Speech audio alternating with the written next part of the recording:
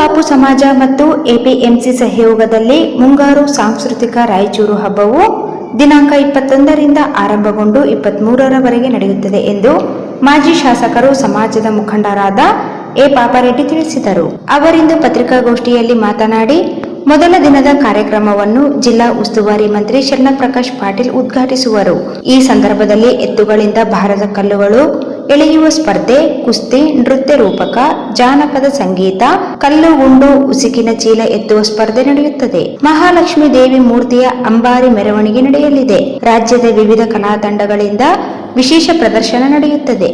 ಮೈಸೂರು ದಸರಾ ಮೆರವಣಿಗೆಯಂತೆ ಲಕ್ಷ್ಮೀ ದೇವಿ ಮೆರವಣಿಗೆ ವೈಭವದಿಂದ ನಡೆಯುತ್ತದೆ ಎಂದರು. ಪತ್ರಿಕಾಗೋಷ್ಠಿಯಲ್ಲಿ ಎನ್ ಶ್ರೀನಿವಾಸ್ ರೆಡ್ಡಿ, ಗುಡ್ಡಿ ನರಸರೆಡ್ಡಿ, ಶೇಖರ್ ರೆಡ್ಡಿ, ಜಿ ಬಸವರಾಜ್ ರೆಡ್ಡಿ ಪ್ರಥಮ, ದ್ವಿತೀಯ, ತೃತೀಯ ಮತ್ತು ಇತರೆ ಸ್ಥಾನಗಳಲ್ಲಿ ಬರುವ ಎತ್ತುಗಳಿಗೆ ಒಟ್ಟು 10 ಲಕ್ಷ ರೂಪಾಯಿ ಬಹುಮಾನ ಕೊಡಲಾಗುತ್ತದೆ ಎಂದರು. ಸನ್ಮಾನ್ಯ ಜಿಲ್ಲಾ ಮಂತ್ರಿಗಳಾದ ಶರಣಪ್ರಕಾಶ್ ಪಾಟೀಲ್ ಅವರು ಉದ್ಘಾಟನೆ ಮಾಡುತ್ತಿದ್ದಾರೆ. ಕರ್ನಾಟಕ ಎತ್ತುಗಳ ಸಭೆಗೆ 1.5 ಟನ್ ಭಾರತ ಕಲ್ಲುಗಳ ವ್ಯವಸ್ಥೆ ಆಯೋಜನೆ ಮಾಡಿದೆ.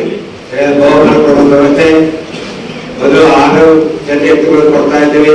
ಈಗ 7ನೇ ಜೊತೆ ಬಂದ ಎತ್ತುಗಳನ್ನು ಕೊಡುವಂತ ವ್ಯವಸ್ಥೆ ಮಾಡಿದ್ದೇವೆ. ಈ ಬಂದಂತಹ ಕಲಾ ತಂಡಗಳು ನೃತ್ಯ ಮಾಡ್ತದೆ. ಅದರ ಜೊತೆಗೆ ಮಹಾರಾಷ್ಟ್ರದಿಂದ ಬಂದಂತಹ ಕಲಾ ತಂಡಗಳು ಅವರ ಪ್ರದರ್ಶನ ಆಗ್ತದೆ. ನೃತ್ಯ ರೂಪಕ